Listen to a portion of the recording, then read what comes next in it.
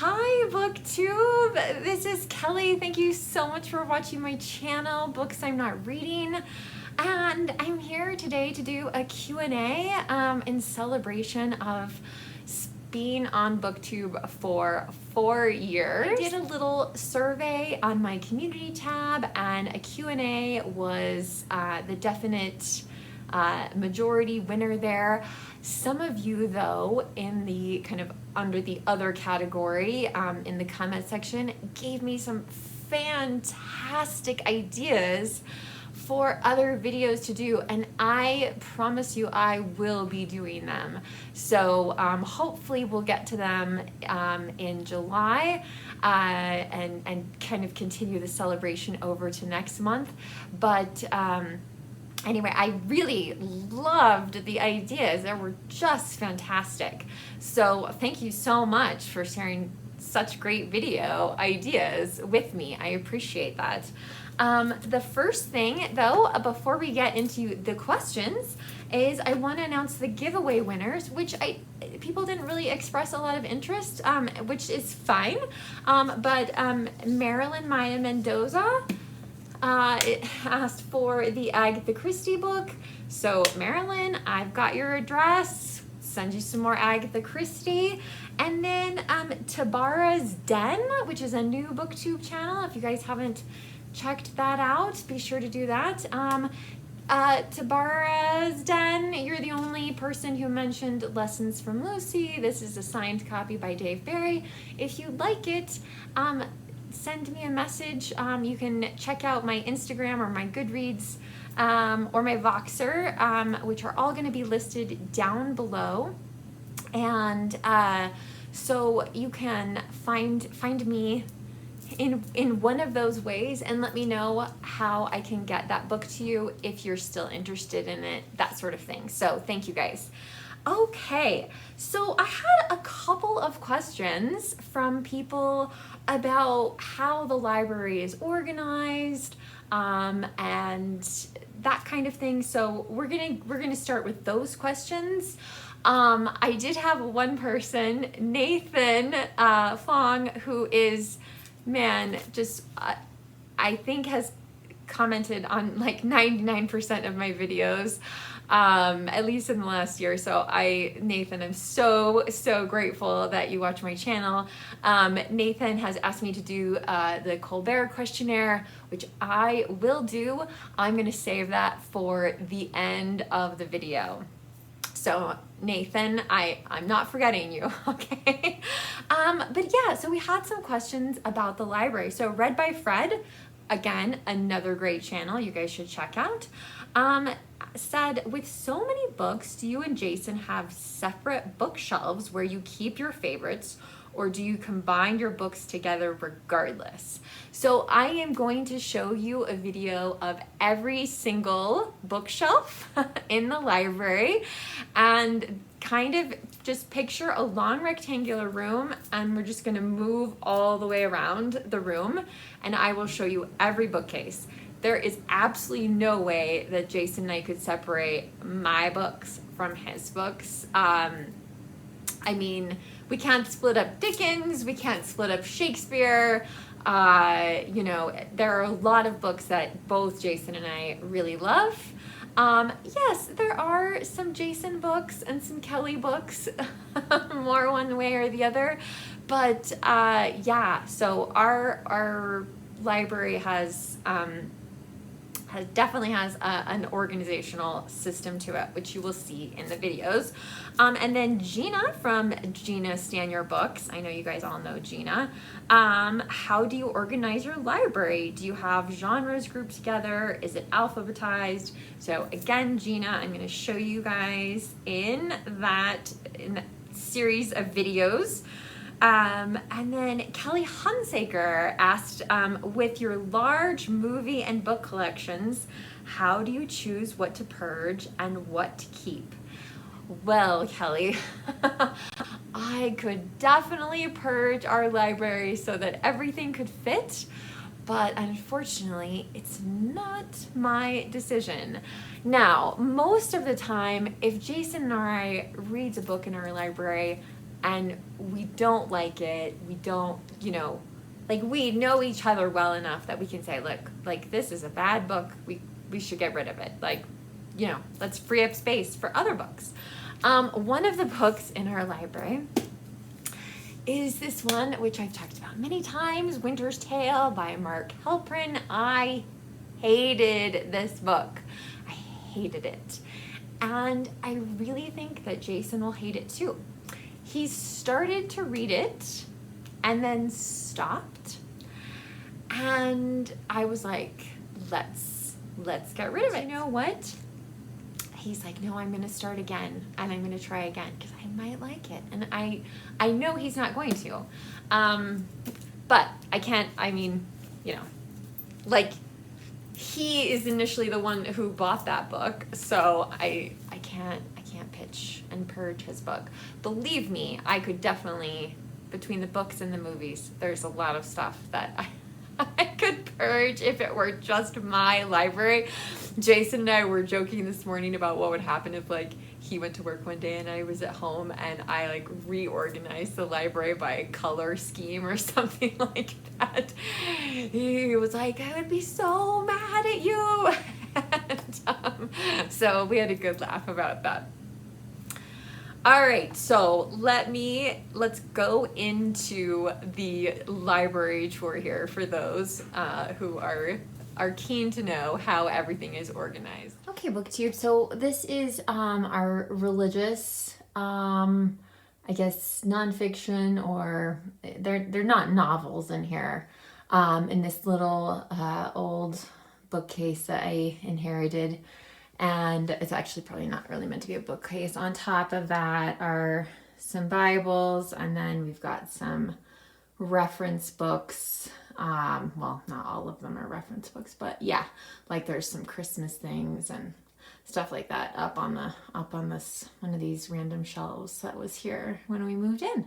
These are the cupboards right next to the little bookcase that I just showed you. So I have been slowly trying to give some of these things away, especially the picture books. We don't have any children, but and I don't have Harry Potter in a cupboard for any political reasons. It's just these are where these books go. I really love that Lloyd Alexander series that's on top of the Harry Potter books. I might need to read that again.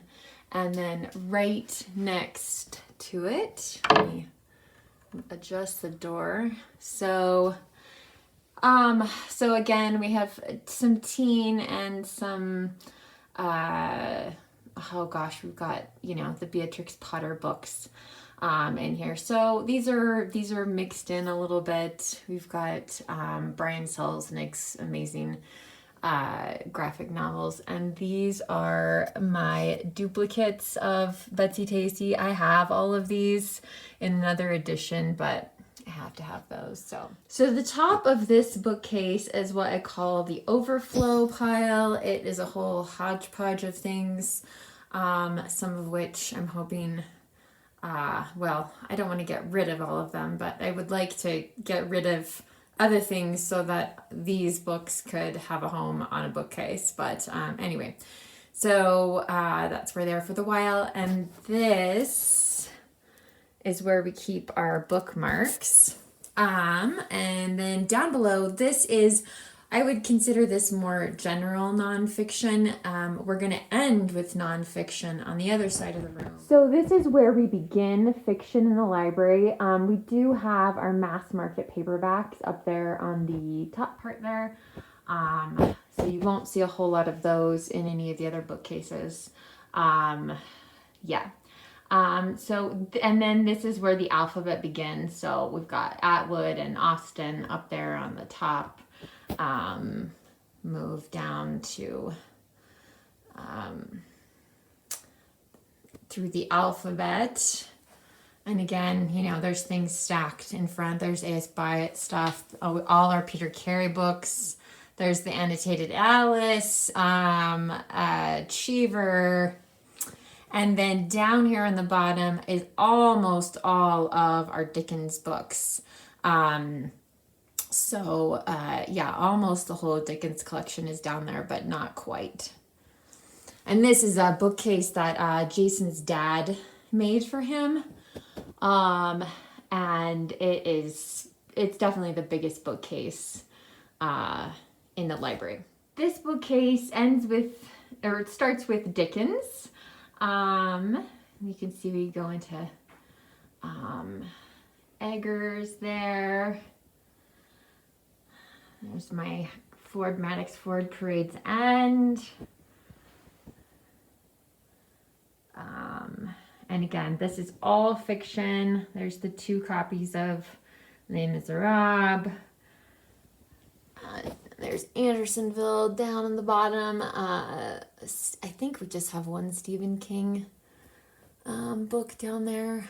So I think there's more with the mass market paperbacks, but yep. So that's the next bookcase. Okay, so this bookcase we're just gonna lift up a little bit, and then Jason doesn't have a library card, so he kind of made a pile of things to read or talk about, or I don't know exactly what's going on with this pile up here above.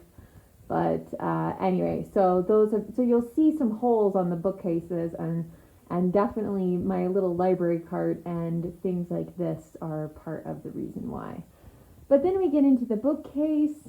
So there's the Stieg Larsson books, our growing John le Carre section.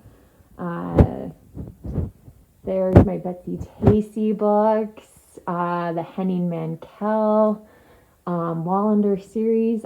We have, of course, we have duplicate copies of the last book of The Mirror and the Light, but here's the Mantell books. And then I got this bookmark for Jason with the Tudor Rose, so that lays in front of it. Some Peter Matheson. Go down. There's our copy of Lonesome Dove. There's a bunch of Alice Munro, which is great. This is the top of the next bookcase. You can see these are all just kind of coffee table sort of books. This is the bookcase that is usually right next to me when I'm filming in my chair. So down here, there's Orhan Pamuk, Annie Proulx. So again, all just alphabetized. This is the bookcase in between my recliner and Jason's recliner in the library. So you'll see our mammoth, and it's got Jason's stocking cap on top of it. But this is all poetry. And we used to have the poetry on top of one of the bookcases, and I didn't like that because it was really hard for me to get to. So we moved it over here into this bookcase, which has been much, much better for me. There's not only poetry, but some biographies of poets. And I already have found some poets that I would like to get some more things from. There's, again, you can see it's not tight, and that's because there's some poetry books that are pulled. Okay, so we have another big bookcase, and this is next to the chair Jason usually sits in when he films. The very top is the start of the Folio Society books. There's more on the next one, which I won't rant about here. But then in the bookcase itself, we've got Betty Smith, we've got Wallace Stegner, there's Tolkien, Ann Tyler. So we're slowly getting to the end of the alphabet. There's all of our Sarah Waters books, and I think almost all of them are signed. She's so kind to us. Amy Ames. There's Forever Amber, Tim Winton. And then we get into, I don't know how well you can see it, but we get into some fairy tale kind of books. And then things like, the Iliad, some of the stuff that, more like literary kind of criticism. Okay, so finally the last bookcase, and again we have Folio Society books and yarn apparently on the top of this bookcase. I know some people really love Folio Society books, but they're so expensive, and I just feel like we can't really read them. Or at least if I read them, I would always be worried that I would get something on one of them. So, and then this is where Jason's kind of organizing mind comes in. Again, there's some more literary related books. Of course, we have a Terrence Malick book. And then we begin the Sylvia Plath section. So she's the only poet, because we have so many books about her or by her, that she's all, the Bell Jar is here, Ariel is here. Jason got these not too long ago. It's 2 volumes of her letters, I believe. Yeah, the letters. So yeah, Red Comet, Rough Magic, American Isis. So then we get into plays. So we have Angels in America, and after that we go into Shakespeare. So we have the complete works, and then we also have these smaller copies that drift down here onto the next shelf, and we've got our Shakespeare mugs in front. We have a lot of books, not only, I mean, these are all, nonfiction, and books about Shakespeare. So, some of these I really want to read. Then you can see my Jane Austen biographies, going to the Brontes. So then we have like a biography section. There's a well, it's not mine. Again, it's ours. A huge Dickens biography by Peter Ackroyd. Don't know if I'll ever live to finish that, but anyway, so Dickens. And then down here, I gripe a lot about these Graham Greene. It's 3 volumes. Like, when is Jason going to read that? I don't know, but yeah. So that is kind of the end, where nonfiction ends on this bookcase, and then we would jump back over to that little white bookcase, and that is the library. All right, back into the questions. So Kelly Hunsaker also asked me about, do you remember when you fell in love with reading?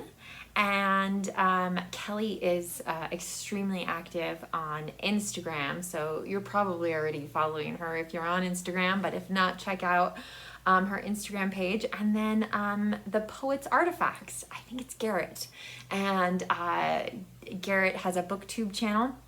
And Garrett asked me, what book got you into reading? So I just kind of wanted to tie these 2 questions together. So my senior year of high school, I'll talk about how long ago that was, so long ago. I had a great English teacher, and in that class we read The Scarlet Letter by Nathaniel Hawthorne, and her instruction of it was just so great. I think I ended up reading it twice that year, because she just showed me so many layers and levels in that book. This was a very important book, and the same year I read Pride and Prejudice. I loved this book. When I read this was really hard reading for me. I just remember really struggling with the book, but also loving it at the same time. So this book, I can't underestimate like how important this book was in my reading life. So it's also the first book I ever showed on my booktube channel. Okay, let's see. Karm, who has a music channel called Gorvo31. He's done some fantastic videos. He did one on Evangelist that I really enjoyed. So Carm asks, have you tested for MBTI? And if so, do you know your type? And has it been instructive in your life? Okay, Carm, like, are you talking about Myers-Briggs? I think that's what you're talking about. I have taken the Myers-Briggs test. It was quite a while ago. I'm not sure I'm the same person anymore. I don't remember my type, although I do remember being very, like, I definitely was on the judging side. I don't remember what the opposite of that is, but yeah, so I do remember that. I also remember that we had like a kind of a scale, like as far as being introvert or extrovert, and I was right in the middle. And I think that mainly has to do with the fact that I've had so many jobs that have involved having to make presentations and that kind of thing. So I don't know if it's been instructive in my life or not, but I would love to take it again and take it with Jason. I think that would be really interesting and would be a really, really good conversation. So anyway, thanks, Carm, for your question. Let's see. Nancy Ed Moonpalm. She's got a bajillion Instagram accounts and she comments regularly on BookTube. So love Nancy so much. Do you and Jason ever visit yard sales looking for books? Have you had your own sale before moving? What item do you miss most that you surrendered because of a move? Oh, Nancy, I could talk about stuff for so long. So no, we don't go to yard sales, especially post-COVID. I remember in 2020, somebody just, I could see their yard sale from our porch. It was just like, we're in the middle of a pandemic and you're having a yard sale? Like, are you crazy? So yeah, that was wild. And I did not wander over there. I do really like little free libraries. I like putting books in them. I like taking books out of them. But mainly because it's free, right? So, I can easily dispose of it again without feeling guilty. Yeah, I don't worry about it. I don't worry about it too much. And Jason and I have never had a yard sale. What I did before COVID, I sold a lot of stuff on different like local Facebook groups. The one thing I will tell you that I sold, I don't miss it because what I did was I took pictures. I had to take pictures anyway to try to sell it, right? But I sold my entire Barbie collection, which is now considered vintage Barbie. I staged all this stuff. It was great. Anyway, it was so funny. Jason came down. This was before we had the cats. And Jason came downstairs, and at one point in the midst of my like trying to organize everything and stage all these crazy Barbie photos, and he's like, it looks like Mattel exploded in our basement. Anyway, I don't miss it though, and I have lots of other stuff that I wish that I could get back on Facebook and sell, but I don't think that's gonna happen right now. So hopefully in the future, because I do have some other vintage toys that I would really like to get rid of. Actually, I have a lot of stuff I would like to get rid of, but anyway, so we've never had a yard sale though. I don't see us doing that anytime soon. Frankly, it's so much easier to take things to Goodwill. And I don't have any books that I can think of that I regret getting rid of. Every once in a while you get rid of a book and then it's out of print and you can't access it anymore and the library doesn't have it and that sort of thing. So I can see that happening, but I have so many books. Yeah. Angie Jones, I'm curious I'm curious about where you grew up and how it contrasts with where you live now. did you grow up in the country or a town? And Marilyn Maya Mendoza also asked me, what state were you born? So I was born in Wyoming. I was born in a small town. If you watched my last vlog, you can see the view from my parents' newer house. It's not the house that I grew up in. Can't frankly imagine that, but anyway. So yeah, I grew up in a, it's a mid-sized town for Wyoming, where the largest city is probably 60,000 people. So you have to keep that in mind. But I was very much a town girl. I lived in town. I did not spend weekends riding horses, or, there were legit cowboys in my high school. My parents, when they moved there and decided they were going to stay, really recognized that if they were going to have children, those children needed to see other things, needed to experience other things, and they went above and beyond in making sure that that happened for my sister and I.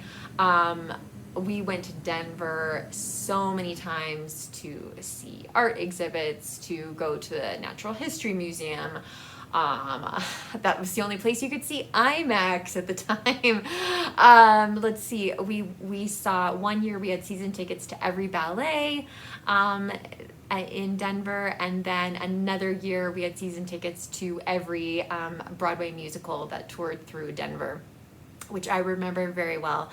And it was just so great. So great. So I was really lucky. Yes, I did grow up in a small town in a neighborhood full of kids close to my own age, and we all kind of rotated around each other's houses and things like that. But yeah, I was very much a town girl. But great question. Marilyn also asked, how did you meet Jason? Oh, I could make an entire video just about this. I will give you the abridged version though. Jason and I met at the college, we were at the college newspaper. I was the news editor, I think, at the time, and Jason wrote columns.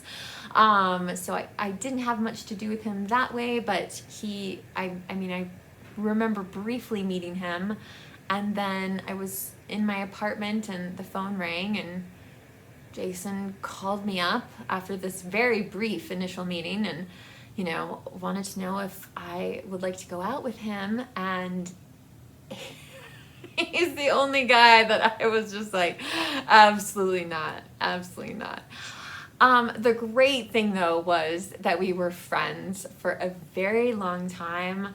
I think I was able to argue with Jason because we were friends and not romantically involved. Jason proposed several times, which I laughed about because I told people, didn't know if I was ever gonna get married, didn't know if I was ever gonna that was gonna happen, but I did know that I was never gonna marry Jason. And so I had to eat a lot of crow when I, out of the blue, fell in love with Jason. And yeah, so that's the abridged version. Okay. Let's see here. Charmaine Salaba, I hope I'm saying that right, Charmaine. What is your favorite genre? And I don't know if this is really a genre, but I would say classics. I like things that have stood the test of time. That's really important to me. So I guess, if it's a Penguin classic, I'm less fearful of it. I know it will be a challenging read maybe, but I want things that have held up. I'm not interested in things that are, I've read some more recent books that I just don't think are gonna last. So, Jay Shea is one of my favorite booktubers, but sadly cannot leave comments on his video. So, but he has a tremendous channel. Jay Shea asks, do you have a favorite poem? I do have a favorite poem. Dang it, it used to be, it's just, you can't see it. It's right up there. I love The Daffodils by William Wordsworth. So yes, I do have a favorite poem. That is it for sure. And his second question is, what is the book that you have reread the most? And if it is the Bible, what is number 2?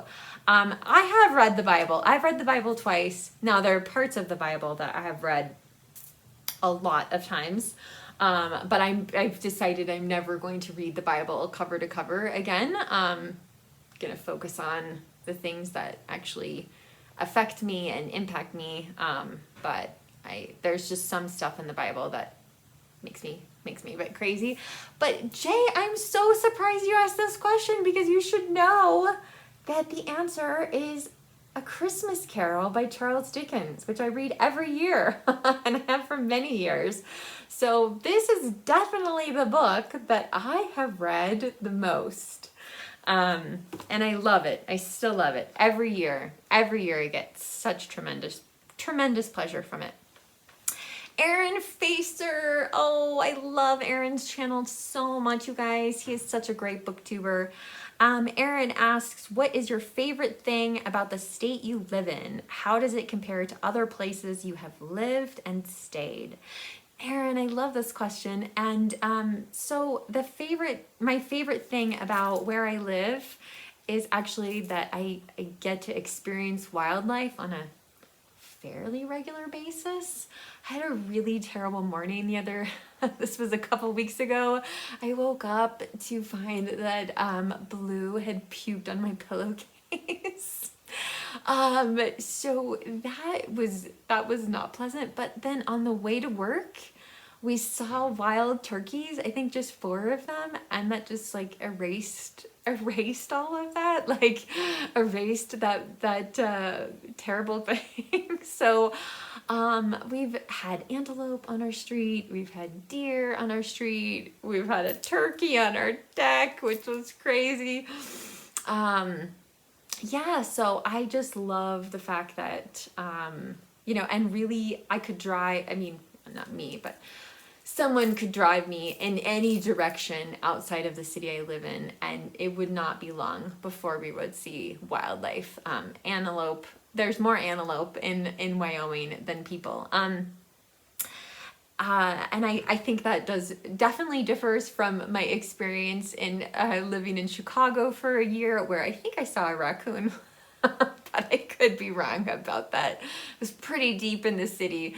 I lived in Iowa for a year, which has its own personality, and I loved living in Iowa. I loved the cardinals. Oh my gosh, they're just so beautiful, and we do not have cardinals here.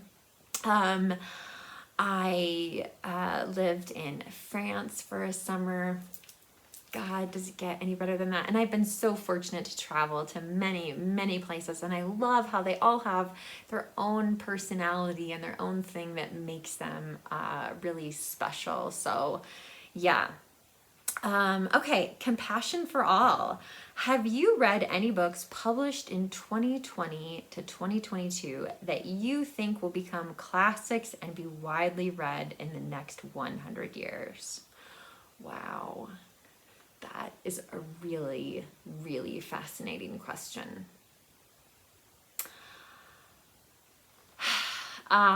Okay, so first of all, if you're new to my channel, I don't read many contemporary books aside from the Pulitzer Prize winner every year. So my experience of like new releases is very, very limited. I do think Colson Whitehead's The Nickel Boys, maybe. It could last 100 years. It's about this terrible school that they send white and black children to the school, but obviously the black children are just treated so much worse and live under completely different circumstances, and some really, really terrible things happened. And it is based on it is based on truth. And I think that's one of the great things about the Pulitzer, is when it can give us a glimpse into the past and open up history that maybe we weren't aware of. I think that is one of the really powerful things about the Pulitzer. So if I had to just, I tried to think about this earlier, and I was going to look in my book journal, and yeah, but I think the Nickel Boys, eventually could become the new To Kill a Mockingbird someday. But I could be wrong. I could be totally wrong. And time is the best critic, in my opinion. Now we are going to get into Nathan's questions. And Nathan, I just give you like such credit for asking me 16 questions. God. So I'm going to answer Nathan's questions first, and then we'll do the Colbert questionnaire, and I'll try to do it pretty fast. Okay. Question number 1. Who has been the biggest influence to your love of books? I would probably have to say my grandmother, who, you know, I mean, bought me, where did it go? Bought me Pride and Prejudice, introduced me to Willa Cather, introduced me to some really, really important authors in my life. After that, I would probably say Jason, who has inspired me to read Shakespeare and some other things that I probably would not have ever picked up on my own. Question number 2, your top 3 favorite books of all time, and why these 3? Oh my God, Nathan, like that's an entire video unto itself. I did do the top 10s book tag, and I will link to that down below. I'm not sure if I would still say those are my top 10 books, because I've read some more Dickens since then, but that should give you a rough idea of books that I really, really love. God's Nightgown, Nathan. Yeah, that's too much of a question for this video. 3, your favorite author, and then he put in parentheses Insta-buy status. So I will say that we bought, Jason and I intentionally, we bought all of Charles Dickens' novels. We don't have Sketches by Boz or things like that, but as far as novels go, we have all of them. We have all of Jane Austen's novels, which of course is only 6. And if Jason had his way, not only would we have our collected works of William Shakespeare, but we would have every single play in an individual copy. But those are my 3 authors that I try to read something by them every single year, which BookTube really helps with. But I'm trying to read the books I own rather than buying them, which, and most of the authors that I really love are they're no longer alive, so they're no longer publishing things. So I don't know that I really have an Insta-buy status for anyone. Okay, the Colbert questionnaire, here we go. Best sandwich, question number 1, that would be what's called a jibarito. And this is from a little tiny restaurant, well, maybe it's not tiny anymore, in Chicago. It's in a Puerto Rican neighborhood. What they do is, instead of giving you bread, they take plantains, cook them, and mush them down, and then fry them, and that is the bread of the sandwich. And it is like nothing else on earth. If you have not had Puerto Rican food, you are missing out. Tostones, oh my God. Anyway, so a jibarito is my favorite sandwich, or the best sandwich, excuse me. Question number 2, what's one thing you own that you really should throw out? Oh my goodness. I would, my parents have given me some stuff that I can't throw it out, but at one point, someday, hopefully not in the near future, I will get rid of it.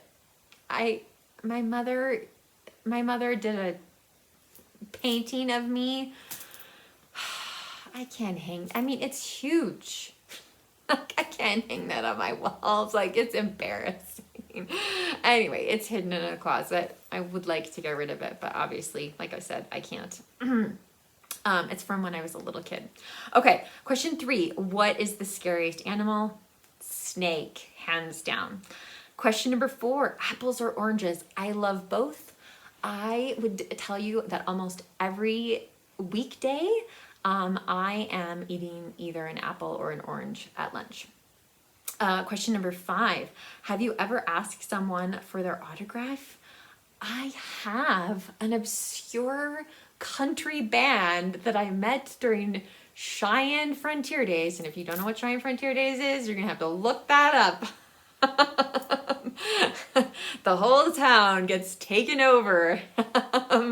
Anyway, but I, for some reason, got to meet this band, and they had copies of their singles there, and they were signed, and it was wild. It's a great song. Maybe I'll link to their version of that song down below, so you can appreciate the fact that I asked all these people. I really didn't even know their music yet, because it was before the concert. But yeah, so I have asked a few authors. Normally, if I see a celebrity, though, like, I am paralyzed and I cannot move. I was at a party in New York City, very long story, but Samuel Jackson was there. Dennis Hopper was there. Believe me, I did not ask them for their autographs. I was like, oh. I was just frozen.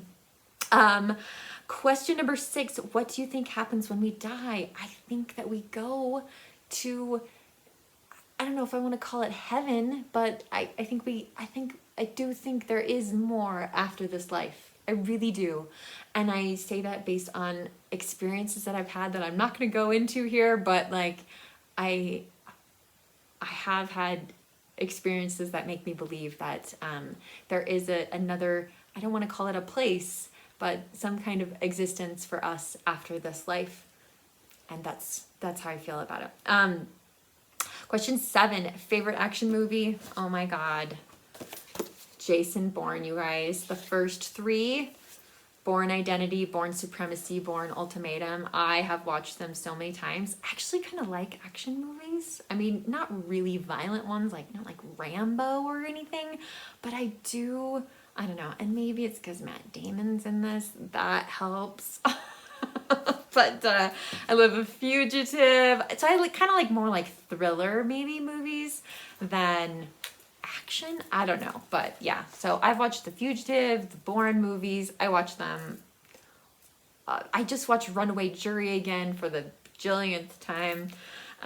Yeah. So anyway, but probably Jason Bourne would be my favorite action movie. Favorite smell? I love the smell of the mountains, of being up in the forest and the pine trees, hearing the birds sing, the wind blowing through the wildflowers. Like, yes, that it would. I don't know if that's more of a favorite experience or a favorite smell, but that is it. Question 9, flat or sparkling? Flat, definitely. Question 10, most used app on your phone? For sure, YouTube. Feel pretty confident on that. Ironically, I don't use my cell phone very much for a phone, but that's just how it is. Question 11, you get one song to listen to for the rest of your life to listen to. What is it? It is Cornflake Girl by Tori Amos. I'll link the music video to that down below. Question 12, what number am I thinking of? Nathan, I have no idea what you're thinking of, but I'm almost done with these questions. Question 13, describe the rest of your life in 5 words. Are you kidding me? You know what? I used to plan my life like 2 years at a time. When I was in high school and college, I would have the next 2 years. Everything was planned out. I knew what I was doing, knew where I was going. And do you know what? Like, we just don't know. We just don't know what lies ahead. If someone had told me that my life was going to be what it is right now, good and bad, or good and challenging, maybe that's a better term. Like, I would have never, I mean, I didn't think I was gonna marry Jason. Jason? No way! He was just my friend. I didn't think I was gonna marry him. So that's a great thing. I never expected that. I could have never planned for that. Did I think I was gonna end up living in the city that I am? No. Did I think I was gonna have like epilepsy? No. Did I think I was gonna have struggles with my professional career? No, of course not. Of course not. College really needs to offer, or universities need to offer a class called Plan B. Like, what if your life does not turn out the way that you think it's going to? So I am grateful for each and every day that I get to be here. And there are things off in the distance that I do worry about, but there's just only so much that we can control. So I hope I get to retire, but I don't know if I'll be able to. I hope that Jason and I will get to travel again, because I have many trips in my mind planned for us, but I don't know if that will be possible. I hope that that this channel continues to go and I get to interact with all of you, but I have no idea. I have no idea. So sorry for that very inadequate answer that was way more than 5 words. I have no crystal ball, so I'm not going to try to make any predictions on what the rest of life holds. All right, you guys, let me know what you think about my answers to these questions. If you have more questions, I will answer them in the comments section down below. Again, you can find me, friend me, follow me on Instagram and Goodreads down below in the notes section. And if you just don't feel up to leaving a comment today, if you could give me a thumbs up on this video so I know you're here, I would greatly appreciate that. Thank you guys so much for watching. BookTube, remember to be kind to yourself, be kind to others, and I will talk to you soon. Bye.